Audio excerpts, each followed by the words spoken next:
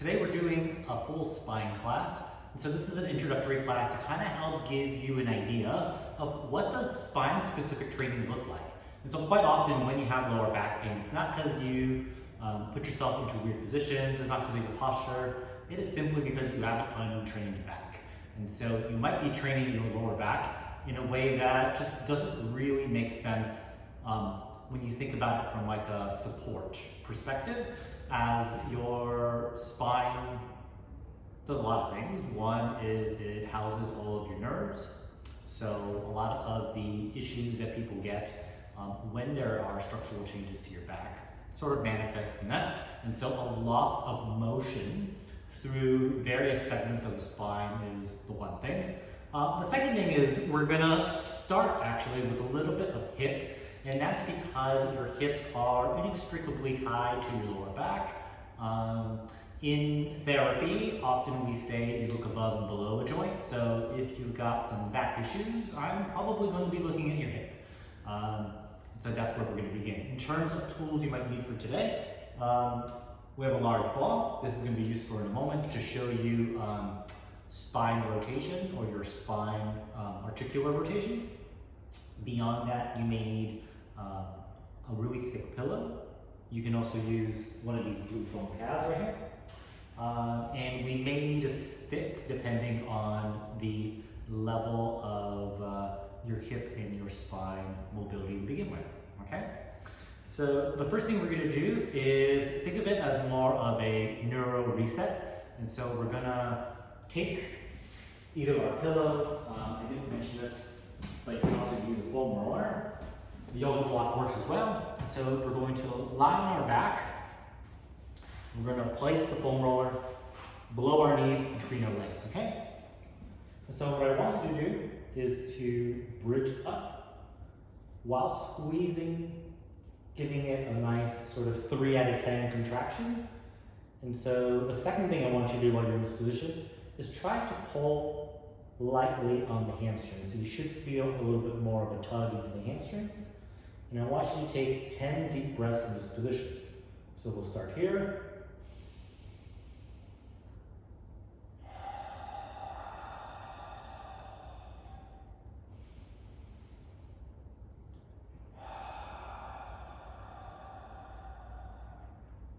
Not forgetting engaging the adductors by squeezing, engaging the hamstrings lightly. Remember, we're not looking to really crank out a really 10 out of 10 contraction, but more of a 3 out of 10, just a light sort of activation type of level of contraction. So by now we should be around 6, so we'll do 3 more.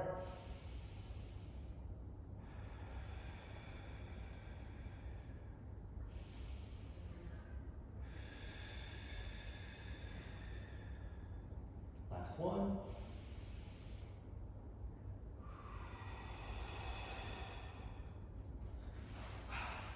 Very good. And so you may have noticed that you could be struggling with this in terms of getting some air in.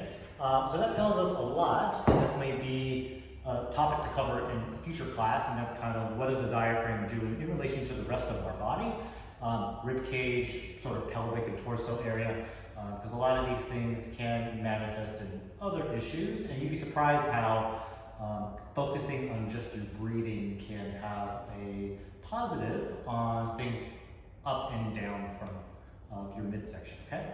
So the next thing we're gonna do is sort of sticking with this concept of like a neuro reset. We're gonna take a pad, we're gonna pop this under our left knee, and we're gonna take a cat-cow position, and that is simply, knees are under the hips, your hands are under your shoulders. We're gonna be in this position here, and what I want you to do is push yourself as far up toward the ceiling. And so, of course, your left leg is going to be just slightly higher than the right. And I want you to hold this position so your upper body is a bit protracted, so you should feel a nice stretch through here, a nice stretch through your entire spinal column, up and down, adjacent to your spine through all the erector muscles. And I want you to do the same thing. We're going to take 10 deep breaths like this, and you should find this a little bit easier, particularly as you exhale. Think about blowing out a candle, and you should feel your abdominal muscles contract harder.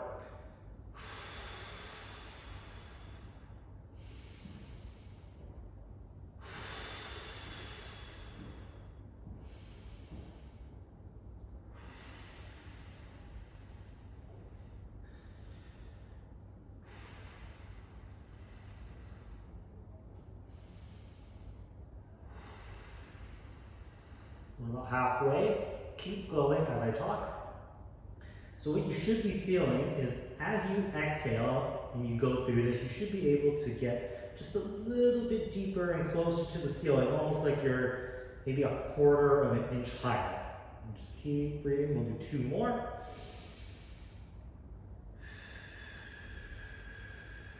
Last one.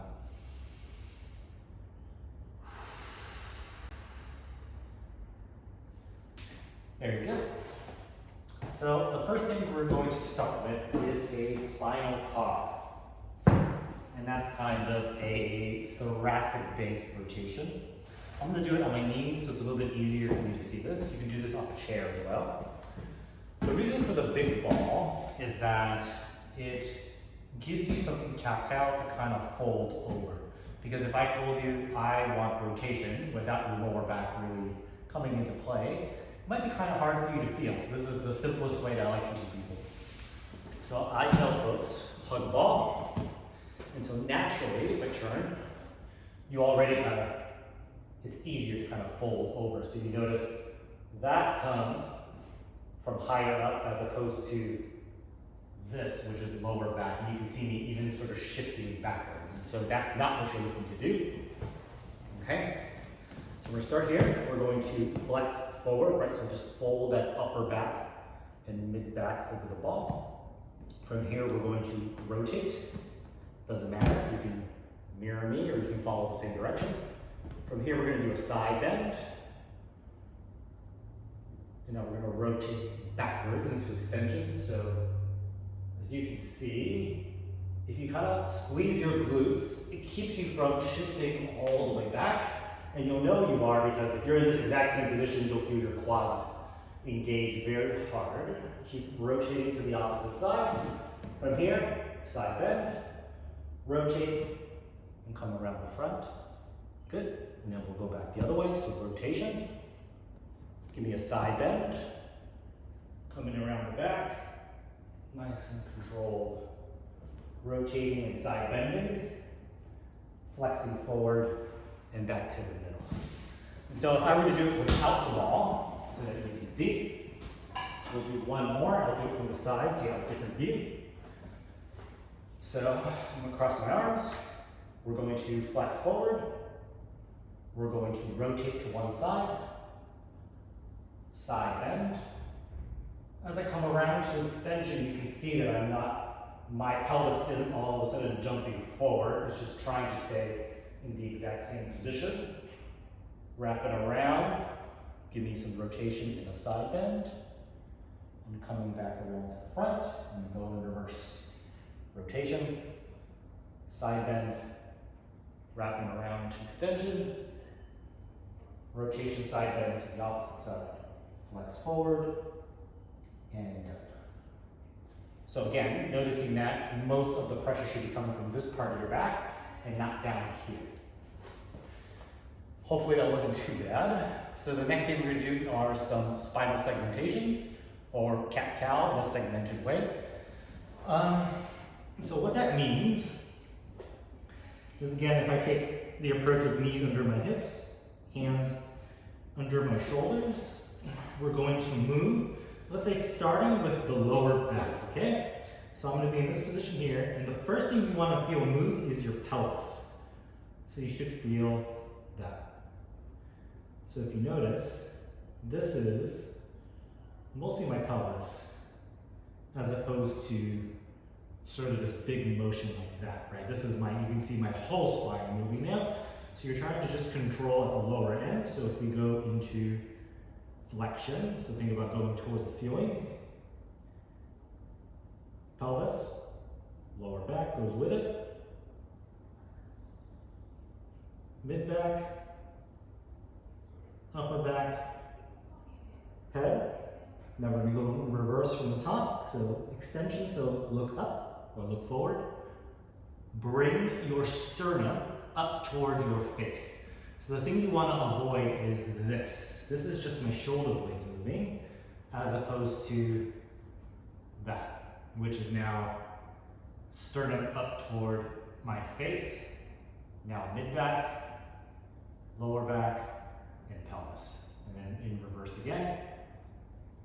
Pelvis, lower back, mid back, upper back, head, back into extension, head, upper back, mid back, lower back, and then pelvis.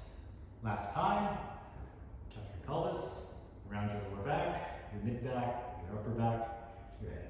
And back down.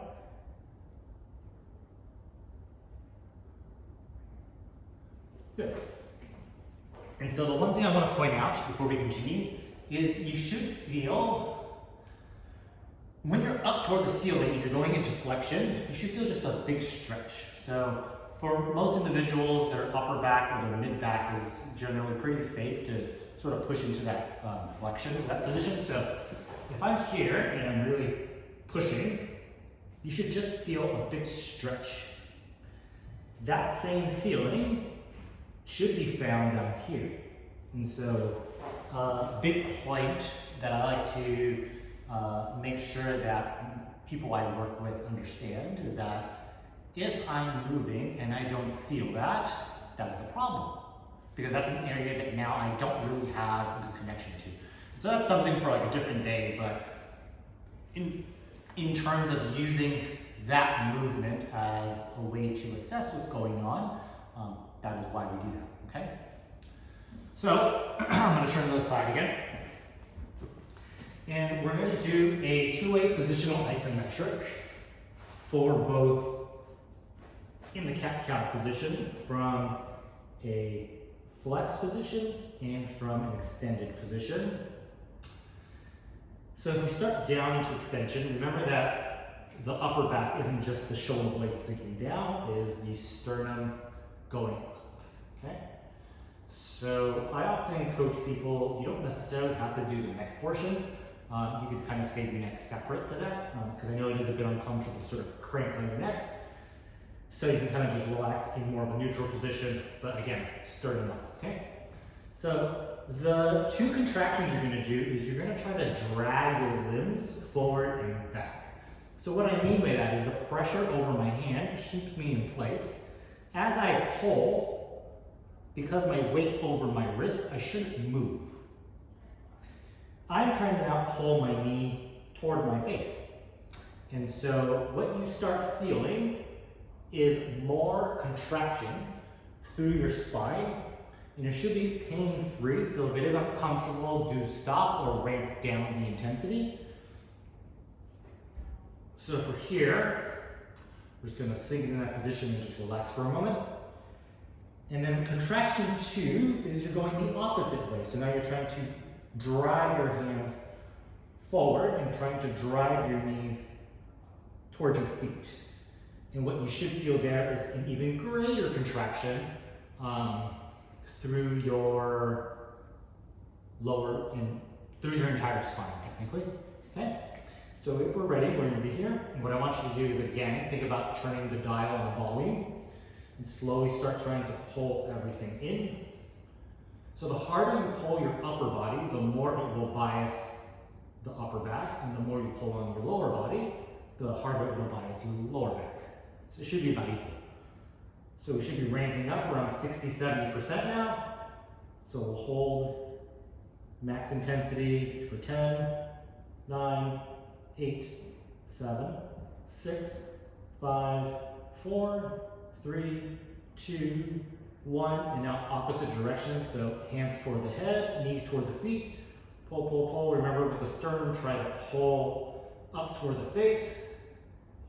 5, 4, 3, 2, 1, and relax in this position. So I know for some people this may be a bit uncomfortable on the wrist, in which you can also drop onto your forearms, like so. This isn't necessarily the same thing, but we can also block off in different ways. But for keeping it simple, we'll just stay in this position. Okay. So when we're ready, we're going to start ramping up again. So remember, trying to pull hands and knees toward each other in 3, 2, 1. Hold your top end. 8, 7, 6, 5, 4, 3, 2, 1, and then go in the opposite direction. Hold 10, 9, 8, 7, 6, 5, 4, 3, 2, 1, and relax. Gathering your breath. If you need to pause, be sure to pause, but try not to move out of this position until this next one, okay?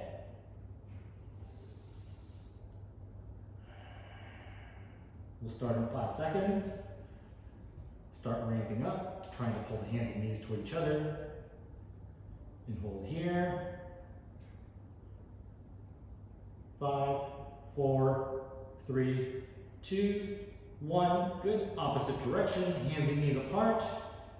Holding there. 5 seconds. Ramp up. 2, 1, and relax. And so we'll come out of this. You can shake out the wrist if it's a bit uncomfortable. Like I was saying, you can actually block off some of these positions. So if I'm trying to focus more on my upper back, then I would grab a roller. And the position you can take is here. It's not because my lower back is rounded because of the block. I can now focus on my upper back. Conversely, if you want to block off the upper back, it's a little bit more challenging. You gotta have multiple yoga blocks or some sort of way to get this part to not move. So like this would be too tall for me because I'm not. Now this puts me in sort of a weird position. So some of the ways you can do it is like with a flat bench. You can also do it like off your table, which we can discuss in a sort of a more intermediate type of class, okay? So, if we're ready, we'll go now, same position, but now we're gonna go into flexion, okay? Which means we're gonna go up toward the ceiling. So pushing away, we're gonna stay right here.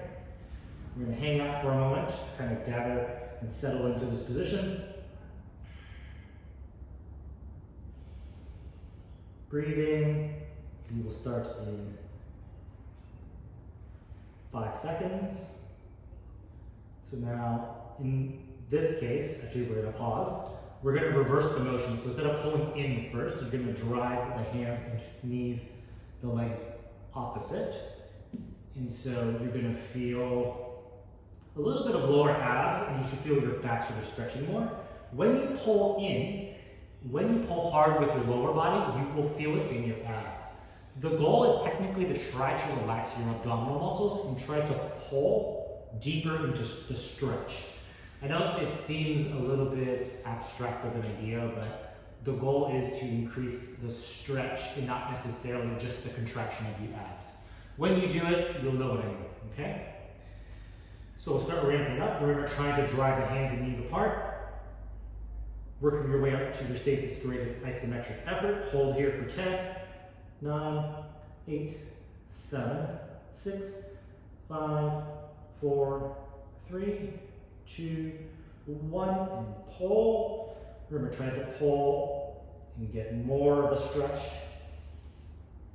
3, 2, 1, and relax. So hopefully you sort of appreciated what I was saying about feeling the abdominal muscles contracting pretty hard. It's inevitable you're going to contract your abs. The goal is to not just feel that, okay? We'll start set 2 in 5 seconds. So slowly starting to ramp, spreading apart.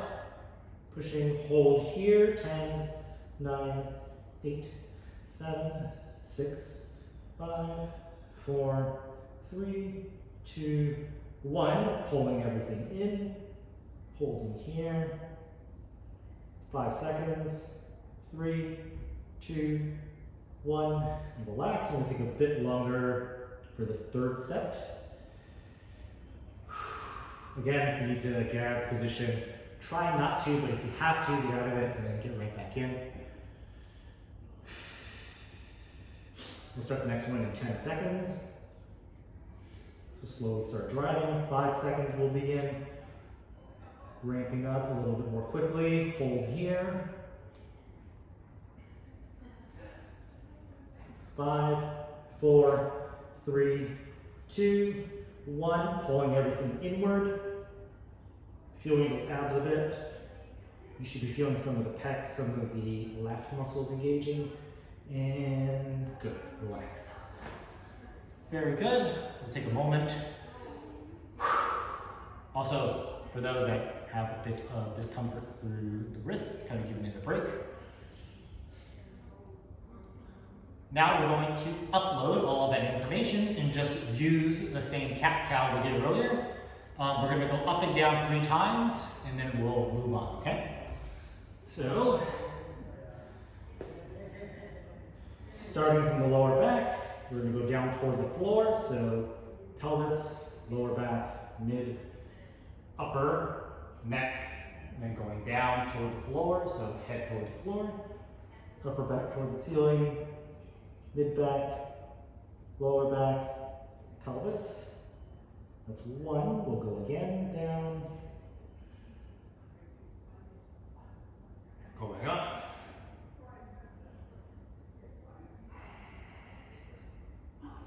one more time, going down,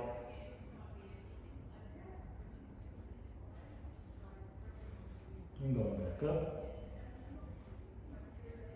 And I think that was 2, so we'll do 1 more, unless that was 3, but we'll just do 1 extra just in case.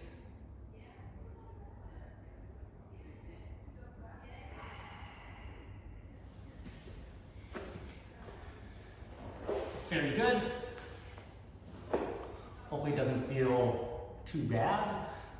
So the other thing that we want to do is to kind of focus a bit on the hips, and then we'll do our final motion, which is sort of integrating everything into more of a lower back focused two-way positional isometric, okay? So for the hip, what we want to do, it is the same thing, but you're just going to do 1. So you think of it as like a primer. It's just kind of trying to open up your hip. If you have trouble, if you have a pinching sort of into your hip, if you've had any structural changes or structural damage, then you may need to adjust this position. It may not work for you. I am also trying to take the simplest setup where you don't really need anything. So we'll just start on the ground. In this case, we want to try to bring the legs, the knees in particular, as high up as we can into our chest. The problem is, for some people, that like I mentioned, when you go into internal rotation of the hip, which is that, it is fairly uncomfortable. Even if you don't have anything wrong with you, it can be a bit uncomfortable. So you can always make that an easier position for yourself by bringing your legs further down. So again, you can kind of split the difference somewhere in between. I would say think about maybe a little bit more than 90. So starting with this leg, we're going to go into internal rotation. I tell people hand back here, so it kind of helps prop you up. You should feel the bones under your sit bones, right under your butt. As you bring your leg in, this is where it stops, right? Because if I go any further, then I have to shift. You can feel the weight come off. So we're here, hand goes on the outside, and we're going to do the same thing. We're going to ramp up, and we're only going to do 1 set. So pushing a little harder. Remember, ramping up, ramping up, ramping up. Hold here, max intensity 10, 9, 8, 7, 6, 5, 4, 3, 2, 1. And now actively try to bring your leg in more. Good, you should feel a lot of groin stuff really working. It should again feel just a tad bit uncomfortable. Right, hold here, 5, 4, 3, 2, 1, and relax. Good, we'll do the same thing here, switch hands. Stay nice and tall, over your sit bones, let the leg drop. Hand on the outside of the knee. Slowly start ramping up, pushing a little harder, a little harder, a little harder, and we'll hold here for 10 seconds. 7, 6, 5, 4, 3, 2, 1. Now actively try to rotate the hip in, so you should feel that deep groin stuff. You should have moved a bit. So we'll hold here, hold, hold, hold. 3, 2, 1, and relax. So you might have noticed that I like to put my hand on the inside, and part of that is because as I get to here, you feel that initial overcoming of that discomfort where you feel a bit of a contraction as you move. But then what happens is a lot of people tend to just hang out, like you sort of let your foot off the gas pedal. So what I like to do to my clients when they come in is when they do the shortened side, which is this side going this way, I will put like a finger or two and try to push you. So now you actively have to keep trying to keep pushing and trying to drive more adaptation and more stress into that tissue on the inside, okay? So for this last thing, we're going to get our stick.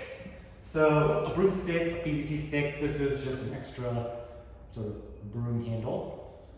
You're gonna pop this under your knees. So you're gonna take this position like that. I'm gonna reposition so everyone can see. And so you're gonna see in a moment why it was important that we prime our hips. What I like to tell folks is, this is the same thing you just did, but now you're just focusing on your lower back. And so I hook this into my elbows, and I like to sort of clasp my hands. So I wouldn't go like that, finger interlocked, but I would go sort of hand over hand like that. You can also go like this, where you're sort of grabbing the fingers and locking like that. Whichever you want, you can also just grab onto your legs. So you're trying to go as far as you can into flexion for your lower back. So for some individuals, it may not be as deep, and that's okay, but that is something that you're gonna start working towards. When you do your first contraction, you're trying to drive outward. So you're gonna push, I would say pick up your feet so that you're on your heel. You're trying to drive your heels that way, and you're trying to scoot your butt behind you. And so you use this stick to your leverage to kind of give you extra leverage, sort of an anchor point, and then you're driving.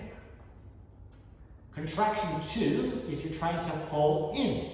So you should feel like you're trying to pull your heels in. You should feel your hamstring muscles. So this stick, you should feel those tendons back here contract. And you're trying to drive your bottom inward. And so again, using this stick as leverage, so if you pull with your arms, that helps you kind of get deeper into position.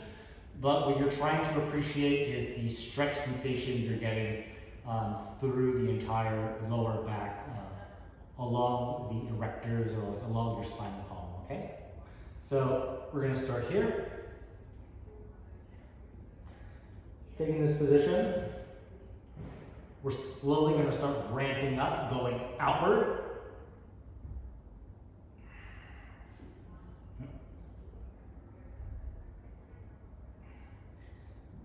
Ramping up, starting in 5, 3, 2, 1. Hold here for 10, 9, 8, 7, 6, 5, 4, 3, 2, 1. And now pulling inward. 5, 4, 3, 2, 1, and relax. So hopefully you felt like you were able to get some leverage and some contraction. It's going to be kind of hard for me to get in and out of this position, so I'm just going to stay here while I talk. So in a moment, we're going to start ramping up for set number 2. So we'll start in 10 seconds. Remembering that the first contraction is going outward, so heels that way, bottom that way. Starting now, drive, push, push, push, push. 5 seconds, 3, 2, 1. Now pulling in. 5, 4, 3, 2, 1, and relax. We'll do one final one.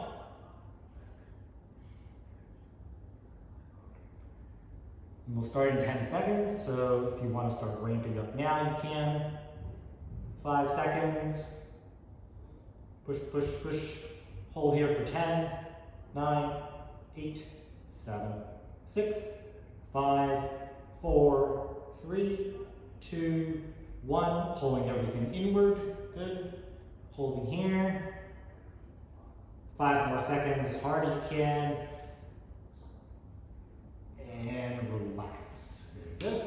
You get the stick out of this position. And again, we're going to upload all of that information from our lower back up to our brain in whatever newly acquired range of motion we could have gotten. So back in this position, knees under hips, hands under shoulders. We're going to start at the upper back today, or this time. So we're going to go head down. So we're going flexion, upper back, mid back, now lower back, which should feel looser. Now pelvis, lower back, mid back, upper back, head. 1. Riding that wave back down. Good. Starting at the pelvis. Good. Extension through the lower back, mid back, upper back, and your neck. Last one. Going to flexion through the head, upper back, mid back, lower back, and pelvis. And last time, pelvis, lower back, mid back, upper back, and neck. Good. So that concludes this introductory class on sort of spinal training. So we got to see sort of more of a global cat-cow position in which that's how you would start the process of beginning spinal segmentation. If that is still too hard, there is technically a step that is before that, but we can talk about that in like a very beginner type of class, or for people that have issues, that's sort of something separate. Beyond that, you would start doing that globally, and if you're starting to find that your lower back is not really doing much, like if you try to video yourself on the side, and you saw that your lower back is really kind of a flat as opposed to curved, and it tells you that you're lacking flexion, so this is something that you would want to do. And then beyond that, if you want to block off sort of this portion of our body and just focus more on the lumbar area and the pelvic area, then you would use this stick approach. And while today we just did sort of a maximum intensity, just to keep it straightforward and simple, there are ways that you scale the intensity and the time that you're holding it to sort of elicit different adaptations from your body, because it's no different than weight training, right? We wouldn't just max you out every single time. There are levels in which you would do a little bit higher repetitions at a lower weight, you might do lower repetitions at a higher weight, right? And two things, even though they're both using muscles, sort of focus on two different aspects of the muscles. If there's any questions, please drop them in the comment section, and I'll see you next time.